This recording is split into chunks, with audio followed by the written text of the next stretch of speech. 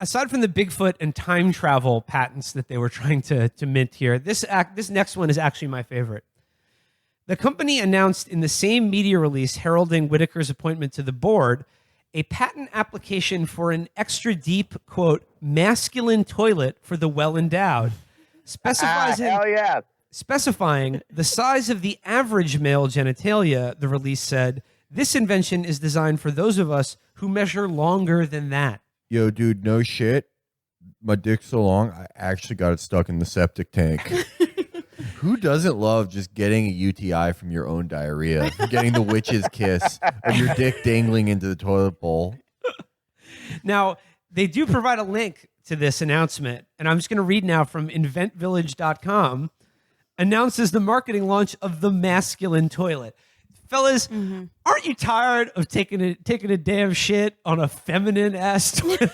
Aren't you sick of putting your doo-doo in a feminine toilet bowl? Okay, if we're being perfectly honest, though, here, and I am not a urologist or a doctor, except in Puerto Rico, but isn't the more likely thing that the testicles would land in the water rather than the actual penis? Well, one would.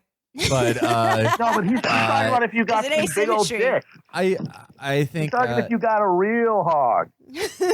I mean, whom amongst us hasn't been late for a job interview, personal engagement, a podcast recording, because once again, your toilet that is made for women flushed your entire dick and balls down the toilet. It happens to me probably once a week, and it's never stops being embarrassing. Getting the super of my building to fish into the plumbing to get my dick out. According to inventvillage.com, in a conventional toilet, the toilet bowl and seat have an egg shape. The egg shape is in an oval in which one end has a more narrow curvature than the other. That is essentially like ovum. It's a feminine shape. Essentially, they are describing the concept of that shape. The narrow end of the oval is roughly V-shaped, and the border end of the oval is roughly U-shaped. In a conventional toilet, the V-shaped end forms the front of the toilet bowl, and the U-shaped end forms the back of the toilet bowl, which is located towards the seat and hinge and tank. The narrow curvature at the front of the toilet creates limited space for male genitalia when a male sits on the toilet seat. This limited space can cause contact from male genitalia with portions of the toilet, which is undesirable as those portions may be contaminated from human waste. Changing the shape of the current toilet system is only half of the equation. The second half of the equation involves changing both A, the height of the rim, which needs to be increased, and B, the surface of the water level, which needs to be decreased. This will prevent contact with the water and its contents itself, whereas the first solution only prevents contact with the porcelain. The distance between the rim and water surface needs to be long enough to ensure there is no risk of contact.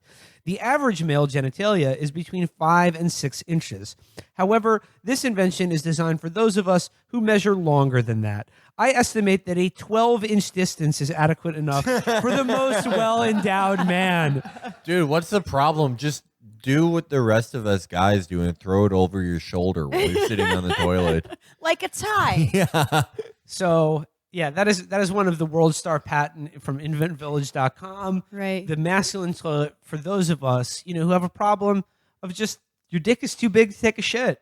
But the thing to remember is it's not like they thought of these. Like, this wasn't his idea. The company provided patent legal help for people who had an idea. So this was some dumbass who thought that his hog toilet would be a success, who came to them and they said, we're going to help you with that. By the way, that'll be thousands of dollars. Yeah. Which he then gave them, and they're in a bunch of lawsuits and federal investigations for scamming dullards out of money. And then they used Whitaker and his status as a former U.S. attorney to basically try to threaten them into dropping the lawsuit.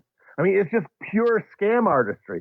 Something that I can't believe the former head of Trump University would sign off on.